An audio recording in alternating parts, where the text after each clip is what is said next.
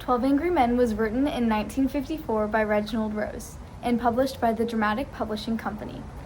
The movie was released in 1957 and produced by Orion Nova Productions. Juror number 10 goes on a rant and generalizes the people that live in the boys' neighborhood.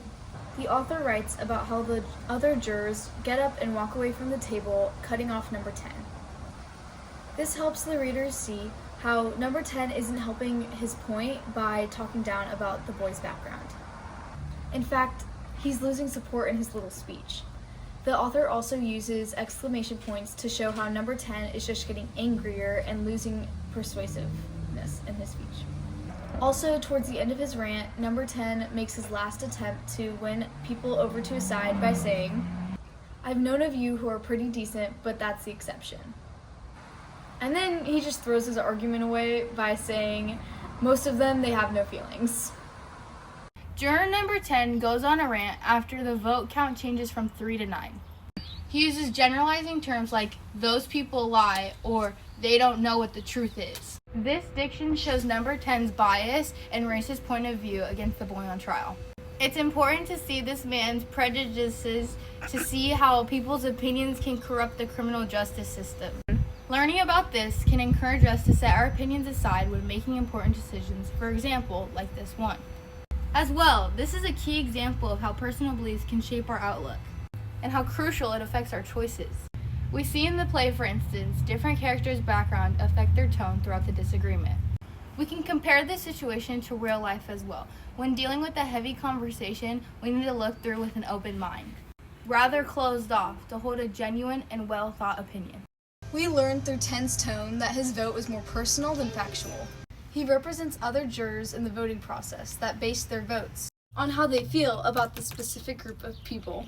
This rant highlights the many injustices that happen in multiple jury rooms. This rant can help us remember to fight for justice like number 8 rather than letting our opinions blind us from the facts, like number 10. At the end of the scene, juror number 4 gets really mad at juror number 10 for being so racist and rude. This end statement represents how all of the jurors feel about number 10 in the end.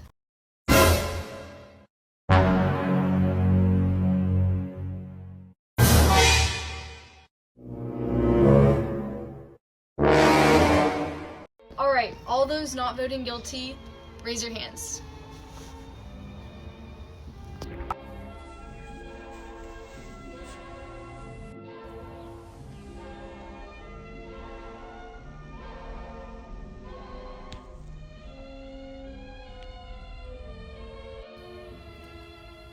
Nine. All of those voting guilty?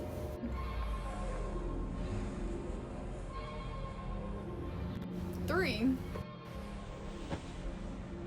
The vote is 9-3 in favor of acquittal. I don't understand you people. How can you think this kid is innocent?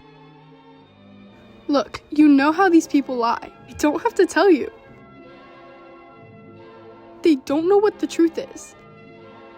Let me tell you, they don't need any real big reason to kill someone either. You know, they get drunk and then someone's lying in the gutter. Nobody is blaming them. That's all they are. You know what I mean? Violent.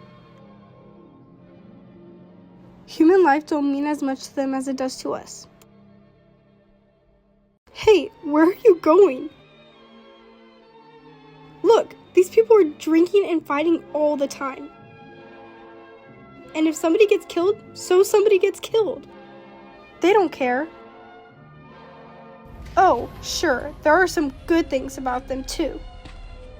Look, I'm the first to say that. I've known of you who are pretty decent. But that's the exception. Most of them, it's like they have no feelings. They can do anything. What's going on here? I'm speaking my piece. And you, listen to me. They're no good, and there's not one of them who's any good. We better watch out. Take it from me. This kid on trial? Well, don't you know about them? Listen to me. What are you doing? I'm trying to tell you something.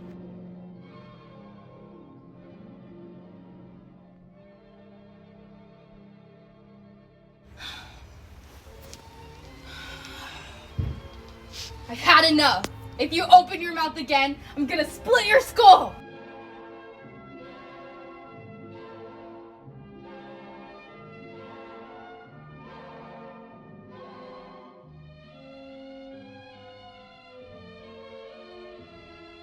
No babies was harmed in this making of this video.